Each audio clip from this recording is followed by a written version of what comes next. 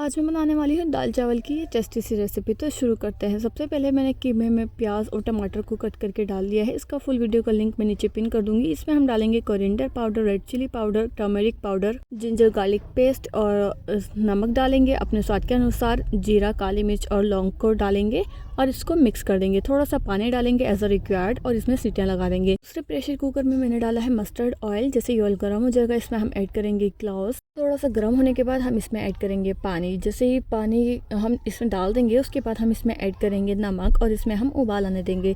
जब इसमें उबाल आ जाएगा तो चावलों को डाल देंगे जिस भी तरह आपको स्टाइल है और इसमें सीटियाँ लगा देंगे। सीटियाँ लगाने के बाद हमारे चावल जो है वो रेडी हो गए हैं। कितनी सीटियाँ लगानी है फुल वीडियो नीचे आप देख सकते हो। और ये कीमा हमारा भुन गया रेडी हो गया है।